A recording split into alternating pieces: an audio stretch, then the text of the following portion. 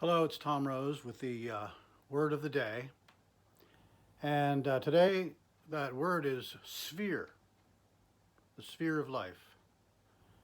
Uh, I was looking for inspiration. I opened up the work Divine Providence, just opened it up and looked at passage 196 in the work Divine Providence. And this sentence stood out to me. The character of everyone is known from the sphere of their life. Character of everyone is known from the sphere of their life. So I thought, well, that's interesting. I'd like to see more about spheres. Of course, it's a wonderful doctrine, the doctrine of spheres, and how we affect others, what is around us, and so on. We look for something further about that in the Third Testament. So I looked that up, the word sphere, and I saw that one of those passages would be in volume 6 because it covers the four thousands. And the passage was in 4464. So I just coincidentally, I opened up this volume to 4464, which was nice. And there's many things in it, of course, but I'm going to just read some highlights, and mostly we'll have reading today. I just wanted to think about this in the way we affect others. What is the sphere of your life? Let's think about that.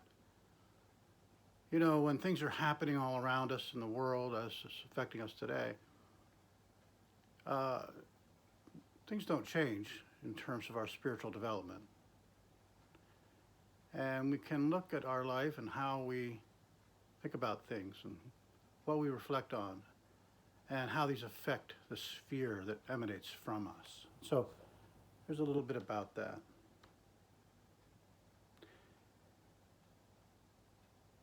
People are not immediately conscious of the fact that a spiritual sphere surrounds them, the nature of which is determined by the life of their affections. Arcana 4464, continuing, this is the bigger part that I wanted to read, and the passage is much bigger than this. People who are interested in internal things, that is to say, who have taken delight in expressing good will and charity toward the neighbor, and most of all, who have found blessedness in love to the Lord, have a pleasing and lovely sphere surrounding them, which is the heavenly sphere itself. And for that reason, they are in heaven.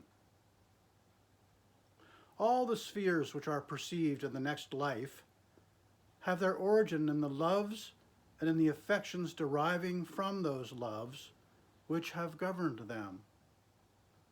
Such spheres have their origins as a consequence in life.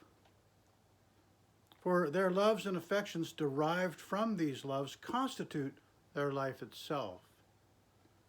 And because they have their origins in their loves and affections derived from these, they have their origins in the intentions and the ends in view, which cause a person to will and to act the way he or she does. For everyone has as his end in view that which he loves, and therefore a person's ends determine what his life is and constitute the essential nature of it. And this is the main source of the sphere around him. We have a sphere around us. If we look to the Lord and love the neighbor and think about these, and these are matters of affection and thought, then that constitutes the life of heaven and is actually heaven within us. And so one thing useful to do is just reflect on, what do I love? What do I think about? Where do my affections lead me, and what do I think about because of my affections? And how is this shown as a sphere around me? How do I affect other people? Maybe there are clues when we look around about how people feel about us and what their reaction is to us. I think the Lord gives us this kind of perception to just see, how do I come across? It's the teachings about spheres, and they're all about the building of heaven within us. If we have a sphere, if we have a love for the Lord and the neighbor, and that comes into our thoughts and affections, we have a sphere that reflects that. And that is the sphere of heaven itself. And so, thank you, and we will see you again. Blessings.